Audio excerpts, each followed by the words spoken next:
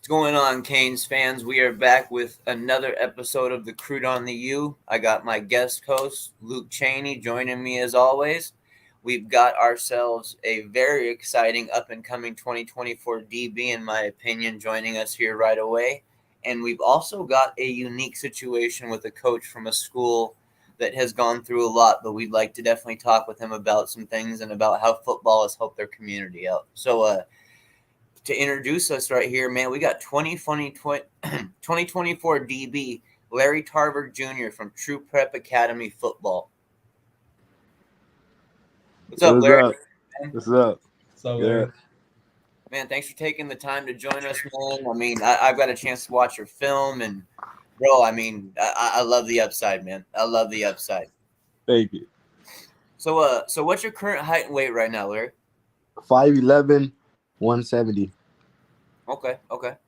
And before this season started, what were some of the off-season workouts you really wanted to focus on? Where did you want to take your game to the next level? My speed. I want to focus on my speed and get my strength up. Was that a lot to do with long-term speed or short burst quickness? Long-term speed. Long-term. Okay. Gotcha, man. And then, I know you got a big game against Clearwater this week. What are some of the things that you're doing to prepare for this game? Watching film, seeing what the receivers do, what type of routes they run, what type of formations they come out in. Yeah. And just preparing. Got you. And then I know you're 2-0 this season, right? Yes. Got you. And then how have your first two games gone? How have you think you've played? And what are some of the areas, along the team that, or areas just within yourself through the first two games that you think you need to improve on for the rest of the season? Improve off. What can I say? My communication skills. Mm-hmm. Was talking to my other DBs and seeing what they got going on, what they looking at. Yeah. Larry, talk to us about True Prep Academy football. What's that all about? What differs between that program and other programs? It prepare you for college. It's a high school, but it's like a college. It prepare you for college. It get you ready for college. And we don't do the same stuff that the regular schools do. Like we have a different schedule. We work out in the morning, then we come back and work out in the evening.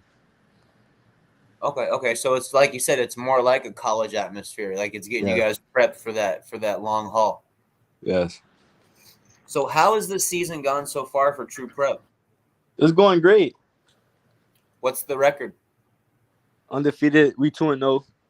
2-0. Okay. Who have you guys played so far? We play MTI, we play Avant-Garde, and we play Key West. Okay. Gosh, man. And then I know I saw that, I forgot what it was from, but I saw a photo on your timeline. You throwing up the U. I know you got that offer back from, I think the previous staff offered you back, I think 2021, right? Yes. Yeah. So I mean, it seems like obviously that contact has really continued with this new coaching staff. Just what have you liked about this new coaching staff, and how's that contact been with them so far? It's been good. They've been reaching out every week, trying to make me come to their games. I go to their games. I like the new coaching staff because their communication skills is good. They know how to. Well, the defensive side, they know what they're doing. Mm-hmm. And then with with Coach Adai, obviously, very storied past, DB coach at West Virginia, Georgia. Now he's at Miami, of course. What have you been able to take from him so far through the recruiting process? The recruiting process, I really didn't talk to him. I was talking to Van Dyke. Okay, cool. And I guess what have you really liked from Coach Van Dyke? That he said they like you run man, and I like you run man too. So I think that's a good fit. They got you listed at a DB. Are you going to be playing more cornerback in college, do you think? Yes. Okay. So, overall, versatility is a pretty big deal. Are you comfortable at the safety position if needed to play that? Yes. Okay. Some Okay. games, some games like the Clearwater game, they wanted me to move to safety, but they wanted me to guard this one receiver because they say he's good and also. So they kind of stick you on the top guy. Yes, I got you. I got you. So, do you play any other sports? I run track. Okay. What meets do you run in track and field? I run a 4x1. I run the hundreds. Okay. Do you feel that speed has really helped you out in football a lot? Yes. No doubt. I can see it on your film. And then let me ask you, man. So, I mean, I know been getting that love from Miami. I know you also been getting a little bit of love from Coastal Carolina. Just what's your relationship like with some of the coaches there? With Coach Carolina? Yeah, with the coaches that I saw you post something about Coastal Carolina. I was wondering, I guess, what's your They be reaching out to me. They've been talking to me about some stuff about how the game is going, how my season going. Got you. And then are there any other schools right now that are reaching out, at any other coaches that are worth mentioning? Maryland and Eastern Illinois. Okay. Got you. And I mean, are there, obviously still very early in your recruiting process, are there some schools that I guess haven't reached out or haven't offered you that I guess you're really looking forward to, or you have a goal to, receive an offer from that school? Florida. Gotcha. Yes. And why, if you don't mind me asking? Because that always been like my dream school. I always wanted to go there.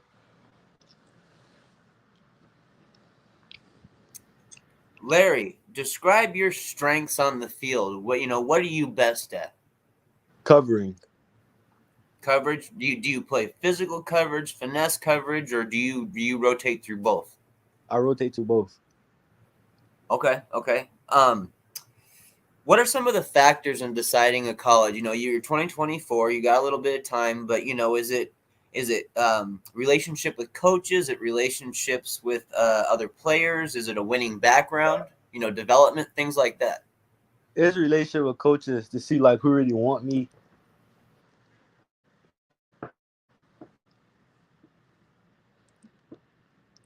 Got you, man. Then yeah. So what are some of the cornerbacks? And they can be, or cornerbacks, DBs, whoever.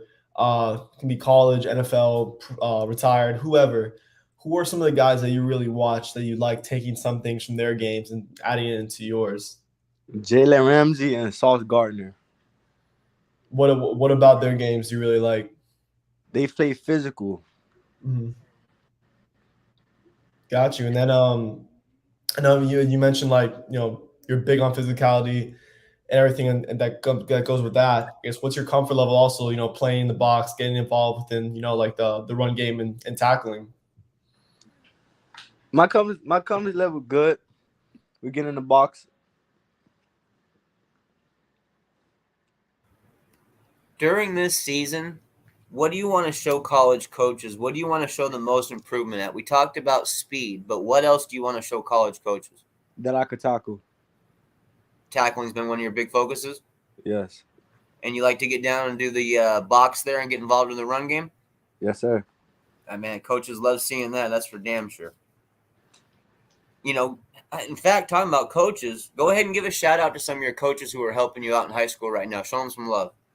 Shout out Coach Sack. Shout out Coach Mario. And shout out Coach Keon. Right on, man. Right on, Raymond. And now we're gonna talk about game week film breakdown right now, real quick. All right. So we're talking about the offense you're going to be playing against.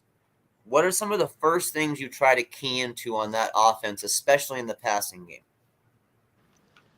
Who is their key player, and who they throw the ball to the most? Got you. And then I mean, I know you mentioned you play with True Prep right now. Is that where you also played your first two seasons as well? Yes. Got you. And then I guess what really, I don't know about inspired is the right word, but what really, I guess, led you to attend True Prep, which I guess is kind of relatively new in the whole, grand scheme of things in South Florida? Because I felt like it would prepare me for college. Got you.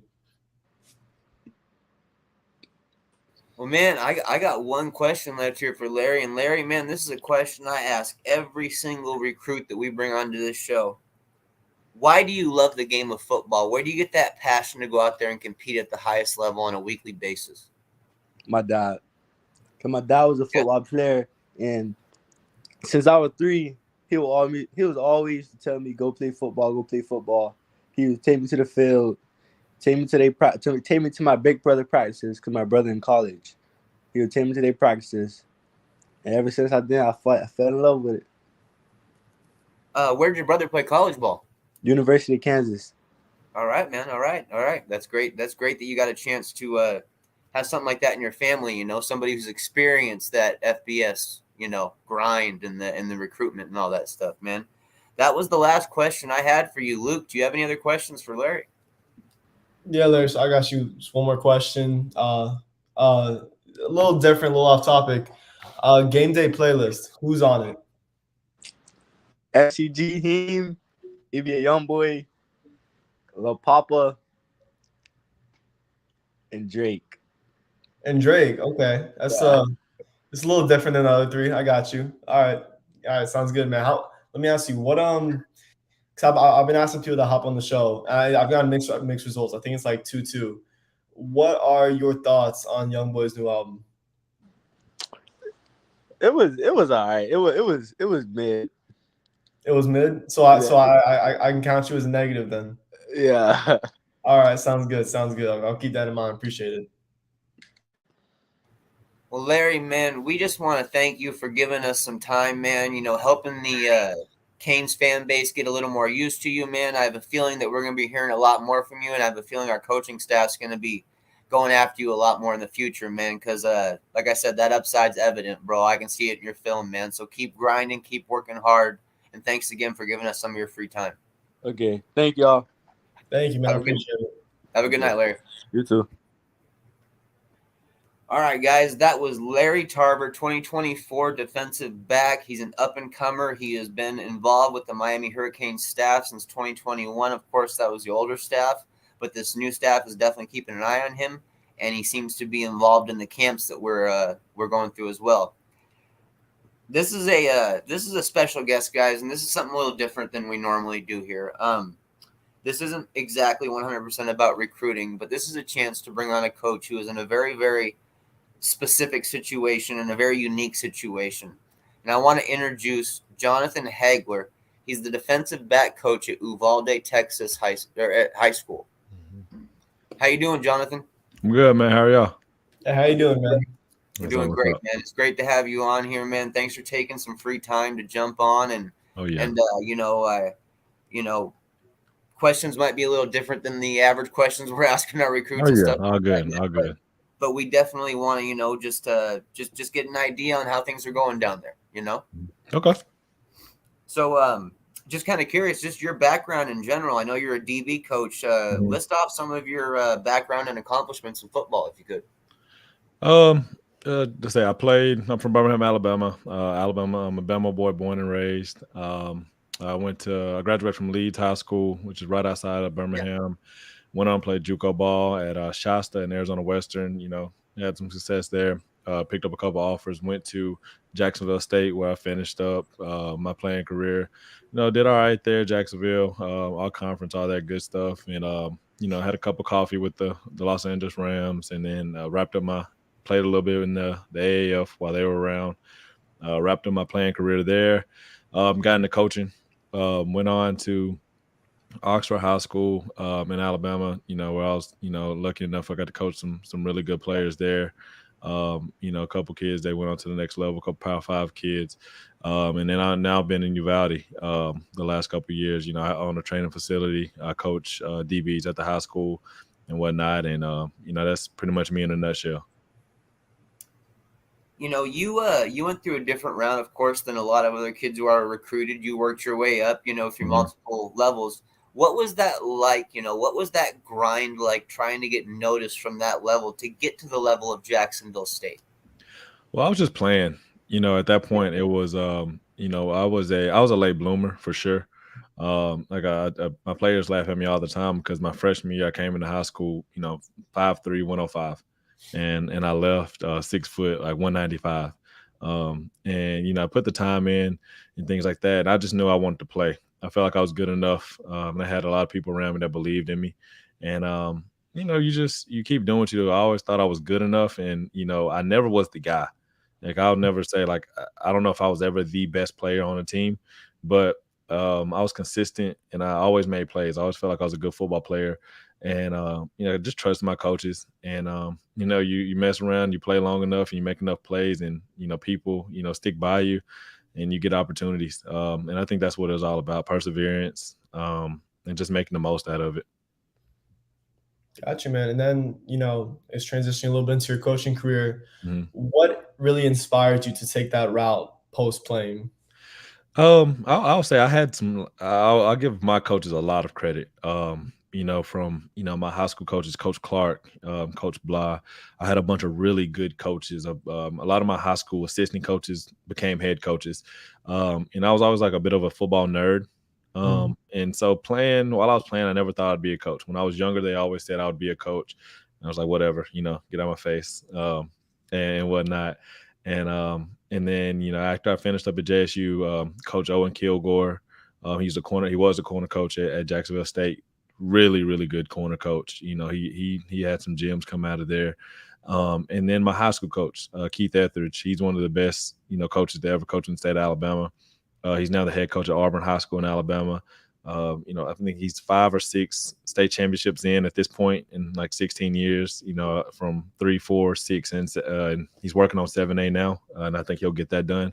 But I think those guys definitely influenced me and gave me opportunities after I was done playing to GA, to be an analyst at Jacksonville State, and then, giving me a job, when I was done there to coach at Oxford and coach those guys that we had there.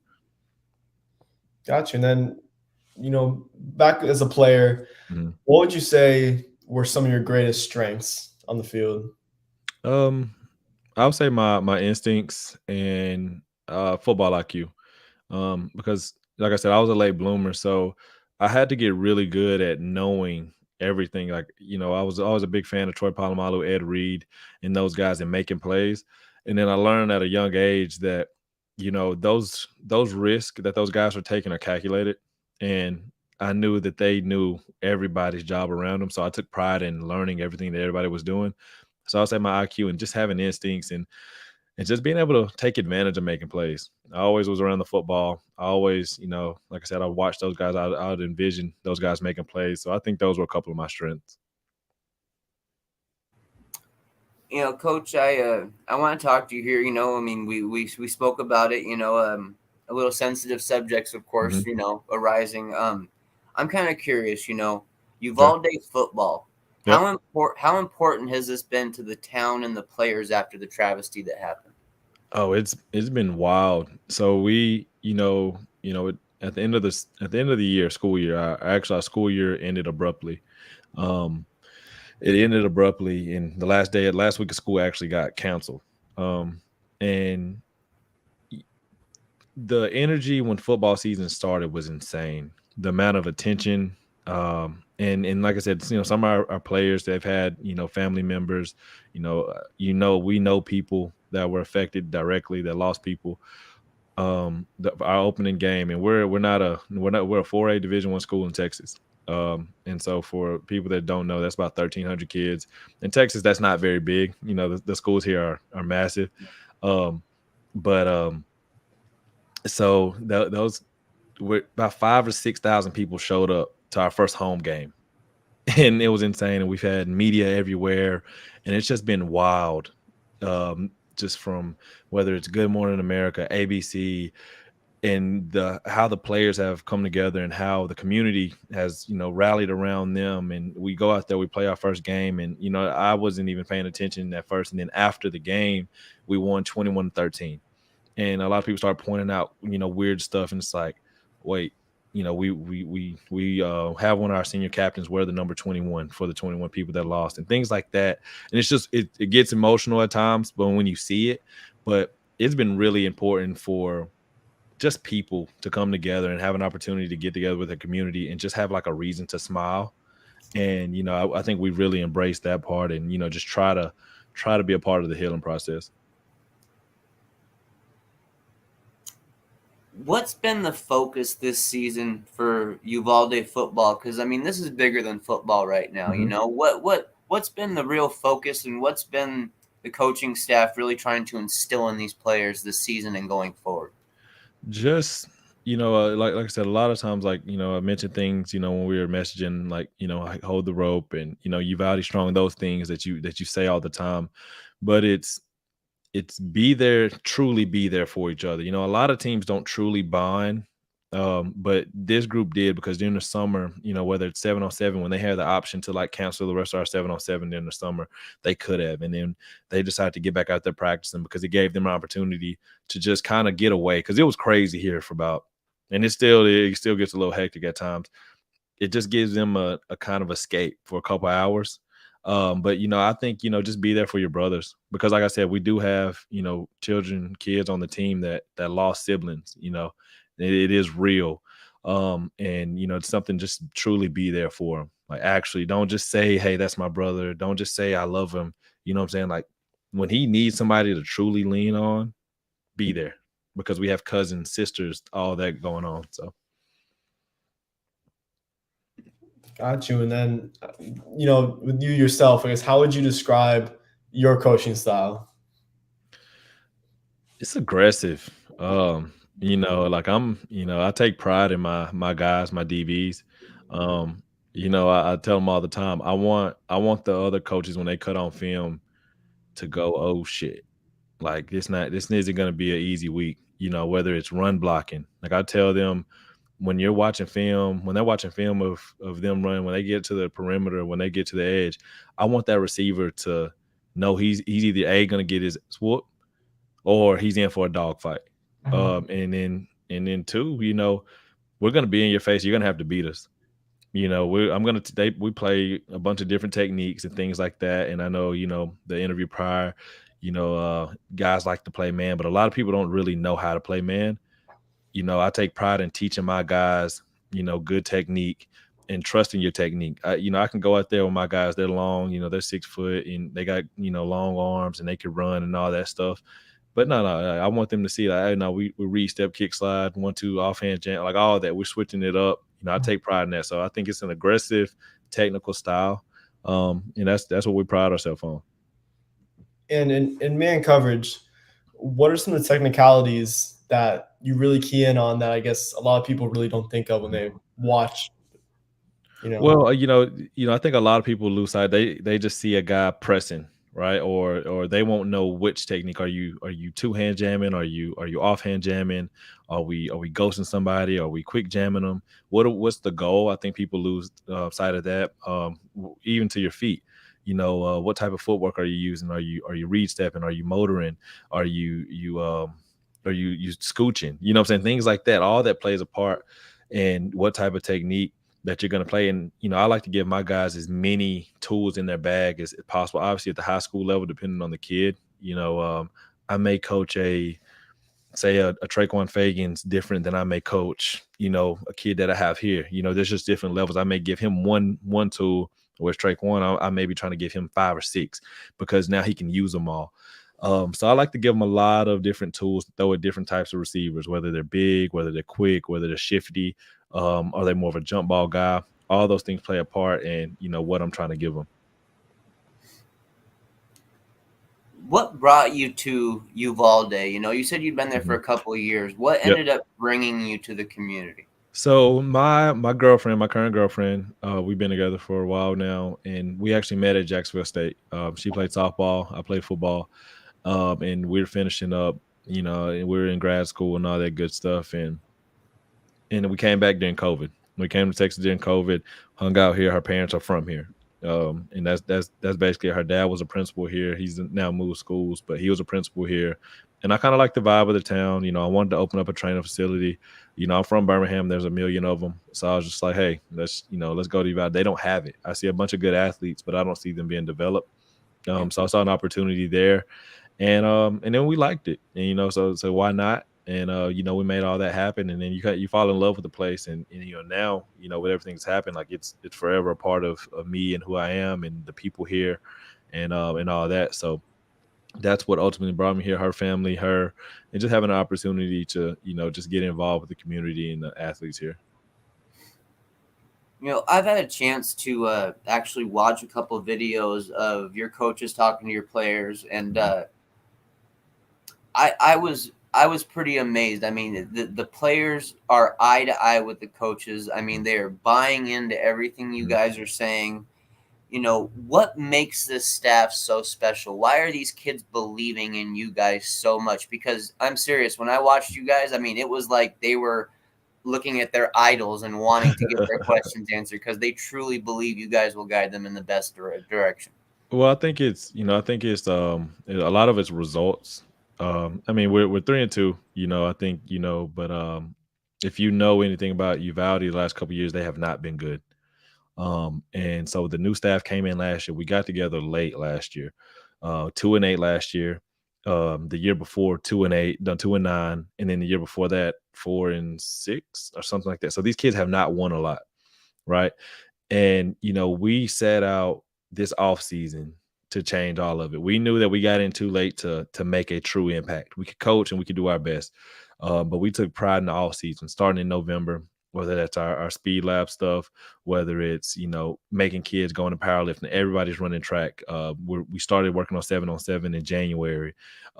We invested the time in these kids, and they invested it back. And for a lot of times, we would hear them say, "Hey, we never really had, coaches truly care like that." And I think that's why. I think they trust us. I think we have real relationships with them. And like I said, now we've been through stuff now. Now we're forever bonded with each other.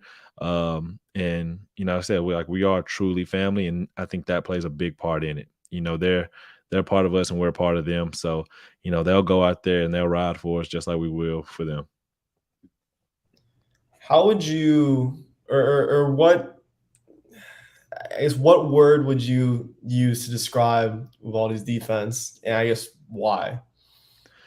I think I would say gritty, because Okay. we have, I think, we stand on it no matter if we have, if we get a turnover inside somewhere, or whether we got to have a big stop. Like, we take pride in it now. Like, we have guys, if you cut on film with some of the guys we have playing this year, last year team, you wouldn't recognize them. And guys are making plays, like guys that I didn't think could hit are knocking people out. I would say gritty, just because like we'll give you a little bit, or if you do get something, or if you do drive on us, you're gonna feel it. Like, you're not gonna come out of this game. I would equate it to if you have two boxers and you have like one guy, say maybe you got this guy who's supposed to be nice, and he comes in and he gets the win. Right. He may win that split decision, or he may win that, that decision, but he's coming out of it. He's bruised, ribs are hurting. And, we're saying, hey, let's run it back. And he's like, nah, I'm good. Like, I'm good. I'm focused on them over there. Yeah. It's like, it's okay. You know what I'm saying? You're going to feel us. And then, when training DBs, when coaching DBs, what are the things that, are forefront in your in your coaching? What are the main things that you really stress to some of these players? Definitely, like I said, it all starts it's feet and it's eyes at all times. But I think posture is a big thing. A lot of times you'll see DBs with bad posture or a bad stance in general. Always be ready to play, because it's going to put you in a position, what I'm saying, to play the proper technique. I want efficient movement at the end of the day. I don't want you to waste steps. And I think, being in the proper, proper technique and the proper posture is going to put you in that situation. And, I love pressing. I love getting hands on receivers. But, one of the most misunderstood things about pressing is you press with your feet. You can't, a lot of people, you'll get people out here, cool. I hate when I see DBs run and they're tackling the receiver. I'm like, no. Stay on top, cover them with your feet. We're just using our hands to control the space. You know what I'm saying? Like, don't get it twisted. You know what I'm saying? Now, if he lets you treat him like a baby, bully him. But, when you go against a good cat, you got to cover with your feet. You got to stay on top of that guy. You got to stay on his hip. You cover with your feet. And, that's something I don't, I never let my guys get away from it. Saying I'll sit there, you won the rep. I'm like, hey, next time cover him. You know what I mean? And that's why I say cover with your feet, have good technique, and have great posture and great eyes. It's all about the eyes. Who's the biggest rival for Uvalde? Biggest rival. Who would I say? Crystal City. That was our opener. I think they're a pretty good one. I haven't been here long enough to truly be a part of like see who the rival is. Us and Hondo are pretty competitive, but we didn't play this year. Mhm. I would probably lean more towards Crystal or Somerset. And we play them at the end of the season. I think that's when they're usually in our district. We beat them 2 years ago. They beat us last year, and they were going crazy. And they scored when they were up big. So we don't forget stuff like that. And they're a really good team this year. And I think we're looking forward to playing them. And we saw them some this summer, and I think we'll play them at the last game of the season. And they're rolling right now, so I think that's going to be a fun one. Before we got on here, we talked about some of the models for Uvalde football. Go ahead and let us know some of these mottos and what they really mean to you guys, and what the point you're trying to get across to the players with them. Yeah, I think the one that that's bigger than football is obviously the Uvalde strong one. It's not that's not football. That's community. That's those people in the crowd. That's the players you're standing next to. That's Uvalde strong. It's we're resilient. You know what I'm saying? You can't find there's not a lot more worse situations than what we went through. And to be able to pick up the pieces and keep moving forward, that's Uvalde strong. Another one, which is brought to us by Coach Lopez. He's our nickel coach. And he's his first year with the staff. He's won I think he won a baseball, football state championship in high school. He's coached for a long time. He knows a lot about the game. He came up with the hold the rope mantra. The hold the rope mantra, was just one of those deals where, it's okay if we give a little, but hold it at the end of the day. You know what I'm saying? Hold it, stand with your brothers, hold the rope, don't break. Don't let them pull you over. So when you're deep in your territory, things like that, hold it. It's all right. That's cool. You know what I'm saying? We're going to get this stop. You know what I'm saying? We're going to be there for each other. And then our coach Miller, a lot of times he started the season off. It's one that he's used for his entire coaching career. I don't know if you ever seen the 212 video on YouTube. It's about 212 degrees and, all that good stuff. But that's one that we use a lot, and we break the huddle with that one, and hold the rope, and those things are something that we live and play by. And I think the players are really took ownership of them. So Gotcha, man. And then we were talking to Larry Tarver before this game, or excuse me, before this interview, and he mentioned how one of the things that he's looking to improve on is his communication. Yep. What's the importance of communication between the defensive backs, in practice and in game? And I guess, how do you go about improving that? Communication is everything, especially the higher up. Obviously, Larry, he has a couple offers. Good for I haven't watched this film, but if you got any, what I'm saying, he must be doing something right. But communication is everything, and the higher up you go, the more checks, the more calls, the more tags you have on it. So when I'm sitting over here and I have 2 to 3 checks or 2 to 3 tags on a call, and players' heads are spinning. They're like, what is that for? Well, that's to check the trips. That's to check the motion. That's to check off to the flats. You have to say those things. Yeah. And if you don't say them in practice, coaches don't trust you. And, for all the high school athletes out there, everybody's good. Everybody can run. Everybody can jump. Everybody can play. We can put on any Power 5 athlete, and their high school highlights are going to look good. The players that the coaches trust the most are going to play. And that's why the communication is so key, because that coach not only is trusting you, on the field to make plays, but he's trusting you with his family's job, his family, his paycheck. Yeah. That's why communication is key, because those players on the field, those coaches, those families, they're all relying on you to be a part of this one big machine to do your job. And I say the best ways to go about improving communication is obviously studying, and it's confidence. Confident people don't speak much, right? And if you're on a football field, you can't. One of my DCs in college, Coach Blackwell, he would always say, "Hey, we don't keep secrets. We don't keep secrets out here. You know what I'm saying? We sharing everything. It's okay to mess up, but if we mess up on the same page, if you make the wrong call in coverage, but we're all running that coverage, we're probably going to be all right. But I can't be running, two choke over here and he's running quarters over here. And now we got a hole in the middle of the defense, or, saying some type of three. And then we got a hole in the middle of the defense. And everybody's looking like, what happened? I thought. No. If you communicate, we're on the same page. That's why it's so important. It's everything. It's everything. Got you. And then, so, I mean, personally, me, myself, I grew up playing basketball. So, covering football now, trying to just learn more, right? Mhm. And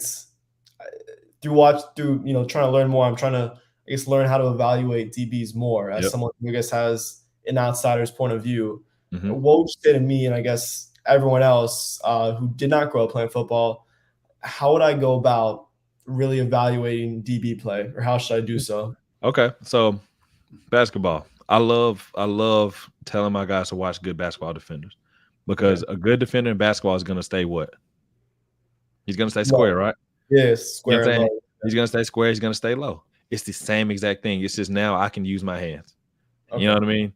So, like, if you're guarding somebody in basketball, I'm not looking at the ball, am I? You're not staring at the guy in his head, right? Because he can give you head fakes. He can give you all that same stuff. How we talk about how receivers, everybody's seen the Stephon Diggs, the crazy release video. He's crossing over, and AJ Brown, Euros people and all that. It's the same stuff. So if you listen to some of the best receiver coaches stuff, it's basketball on grass, especially at DB. So if you can look at a good defender in basketball, a good guard, so we'll say guard, a good wing in basketball. Yeah. If you say that, take a lot of those evaluation things or tips and look at a DB that way. Look at the movement. Look at the short area quickness. Look at how they recover when they get beat. That's how you can identify if somebody's a good DB or not. Now, obviously, you throw in ball skills, because that's a premium trait. When I'm evaluating a cornerback, he has to be able to cover. He has to have the short area quickness. He has to have long speed, and he has to have the instincts. You know what I'm saying? Because everybody's going to get beat. But what do you do when you get beat matters a lot more to me than, how good you look when you're dominating a rep. Because guess what? You're going to get beat. You know what I mean? So do you have instincts? Do you panic? Do you have the ball skills to finish? And when I say ball skills, it doesn't just mean an interception. It can be PBUs. Like if you go look at Roger McCreary at Auburn, didn't have a ton of interception in college. He had his few. He had his fair share. But he had a ton of pass breakups. That's ball production to me. Those things all play a big part in evaluating a DB, and I would use what I know. So if I'm a basketball guy, I'm going to look at it, whoever the best defenders in basketball, whether it's Holiday, whether it's, if you want to go back and watch Michael Jordan back in the day, obviously the stance wouldn't be as wide, but you go look at Deion's stance back in the day, his stance was super wide too. The game changes, but go look at any good on-ball defender today, and that's how I would evaluate a corner now. So it's all a lot of the same traits, man. Appreciate that, man. And then, who are some of the more technically sound cornerbacks in college or in the NFL that you really tell your players to go and watch? I'll say the three that I like the most, that I'll study the most. I love Patrick Surtain. Like it's art at this point. Obviously I'm a Bama guy, but that guy, you can tell, he's been very well coached since he was young, and obviously dad, played a big part in that. Going to Bama, Patrick Surtain is a very good one. I love Trey White's game. Tre'Davious White's a good one, and then Jair Alexander and Denzel Ward. They're freaks, but when you look at Jair Alexander play, he's so technically sound, and his instincts are through the roof. His ability to jump routes and how quick he is out of his breaks. He truly trusts his technique. Those are probably three that stand out the most to me. But Patrick Surtain, Jair Alexander, and Trey White, and who did I miss? Denzel Ward. Those guys, I love watching them play. I watch them play corner all day.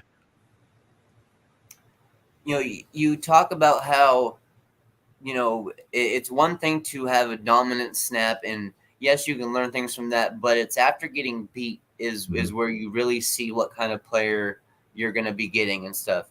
I'm just kind of curious on that point. Is Richard Sherman one of those guys that you've been showing for closing speed? Because, he's made a career off that, basically. Yeah, when you look at Sherman, we talked about it earlier. His biggest asset, he's long and he has good ball skills, but it's probably his football IQ. Yeah. So if you're confident, you have a high IQ, you're able to operate a little bit faster. So when you get beat, the best thing you can do is calm down, because most quarterbacks aren't going to make a great throw. No. If you go look at most pass interference calls, they're on what? They're underthrown footballs. Yep. Right. So Richard Sherman, I think he processes information very well, and I think he's very aware that, okay, I'm long, I probably can peak a little bit sooner and things like that. So I don't know if it's necessarily closing speed, but if you look at players that are a little bit slower, like some of the best safeties to play the game weren't the fastest players, but then you listen to them talk ball, they're very smart. So if I'm smart, I'm able to play faster than what my physical, tools may say. So I think that's one of Richard Sherman's things. So if you want to talk about, guys being productive that don't necessarily have all the elite athletic traits, Richard Sherman is definitely a guy that, I like to talk about, and that I'll show guys like, hey, okay, this is what you do on a double move. This is how you finish in the back of an end zone. You know what I'm saying? That's a guy who's very aware. So yeah, I love Sherman. I've been a big fan of just the fact of watching him on film. I mean, that closing speed, he baits quarterbacks into Oh it. yeah. It's an art form. It's beautiful to watch. Honestly, it really is. Yeah, no, he's a guy that's going to end up in the Hall of Fame. You know what I'm saying? And he's a guy that beat a lot of odds, played receiver, switched to DB. He's so fun to watch because he is so cerebral. And I think that plays a big part when you look at him jump hitches and things like that. He's out of the gate and he's flying. If you beat him, you beat him. You know what I'm saying? But he's gonna take his chance. He's done the numbers in his head. So I want to get back to Uvalde football here real quick. Like I said, I had a chance to watch some of the videos, and watching the head coach at Uvalde speak to his players and watching the players just drawn into everything he has to say. What makes this head coach at Uvalde such a special coach? He cares. Coach Miller, Wade Miller, is the head coach at Uvalde High School. He hired me. We came in the same year. He was a new coach. He's from Corpus Christi in South Texas. But he's special because he truly cares. I've been around a lot of coaches, and some coaches just do it because, it's a check or it's just a stop. For him, his wife is from Castroville, which is, about 30, 40 minutes from Uvalde. So they're not far from here. Her roots aren't far from here. His daughter goes to school here. She's a junior at our high school. But that guy is passionate. He cares for these kids. He'll do anything for these kids. And I think that's what makes Wade special. He's genuine with his emotion and with how he feels about him. And Coach, you mentioned how, coming out of high school, you're kind of a late bloomer as a player. What would you tell some of these guys now who might be late bloomers themselves? What would be some of the main things that you would tell them? Obviously, the cliche stuff, keep working. Don't ever stop working. Be where your feet are. That's probably the most important thing. Like I can't control if, my buddy has got 25 offers and nobody's coming in knocking on my door. I can't control that. All I can do is keep playing ball, be where my feet are, just have faith. You know what I'm saying? Things are going to work out. You'll get discouraged, but, like I said, be where your feet are, run your race. And, I think everything will eventually work out how it's supposed to be, because I'll tell people all the time, I was not the most talented player in my area. I'm from Adamsville, Alabama. Very talented area. A lot of guys have come out of there, really a bunch of really good athletes. And I was not. And, if you would have told me when I was in 9th grade that I'd be the guy to play college football and have the most, success or whatever, I would have been like, you're crazy. Because I just went crazy. I feel like I was realistic. I was the little guy. I was always good at football. I won't say I was never not, but I just wasn't. I just run your race, man. Be where your feet are. And I think everything will take care of itself. And then, we always hear about, grinding on the field, grinding in the weight room. How important is that grind off the field in the film room, especially, as a DB, which is such a technical position? Oh, it's everything. Offensive coaches, people like to, give a lot of guys credit and things like that, but they're always going to do what they do. If you play your technique and you truly go study film, I lived in the film room. You truly go watch film, they will tell you every single thing that they're going to do, when they're going to do it, how they're going to do it. Yeah, there may be 2 or 3 wrinkles, but when stuff gets real, they're going to run their stuff. So, whether it's we like to run smashes, or we like to run meshes, or we like to do this in this situation, you can bake them. Like we react, but they also run off of what we give them. So I think studying film is everything. And a lot of guys don't know how to watch film. A lot of guys will get them there and they'll watch film, they'll just click through it.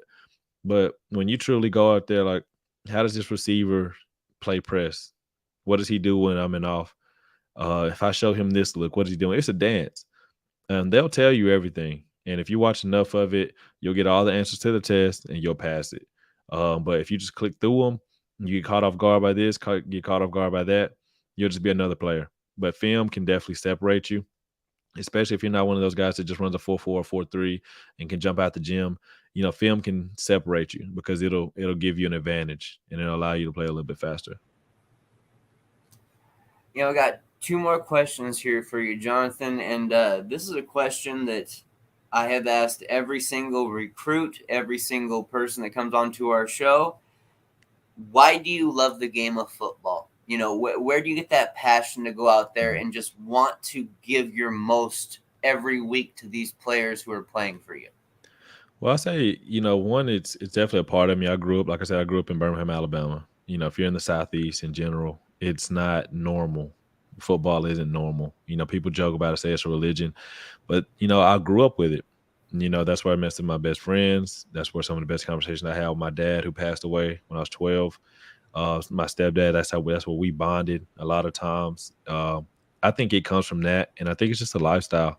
It's given me a lot of opportunities. My current job, whether it's coaching, whether it's working in media, things like that, it's given me a lot. And I think it's my job to pay it back. That's where the passion comes from. It's a part of me. Man, I love that answer, man. Love it. The last question I got for you, man, and this is for humans and football fans in general. How can we help out Uvalde High School? Is there anything that we can do to, support the team or to help out with anything that's going on? Man, there's all types of charities and things like that going on, and a lot of people have been very generous. Programs like the Houston Texans, they done a lot for us. They donated, they gave us new uniforms. Lovie Smith, the owners, like they all came down. All that stuff is awesome. But I would say just be good people. At the end of the day, because a lot of things, you hear about why situation A or B may have happened. But at the end of the day, if you check on people, and if you're genuine with it, the world would be a lot better place. Like I think about it a lot more now. Like, how many times could I have checked in or somebody, or hey, like, how's your day going? You know what I'm saying? And maybe stop this kid from running off and getting yelled at or suspended at school. I stop and do stuff like that now, as in the past I probably wouldn't have. I don't know what people are going through.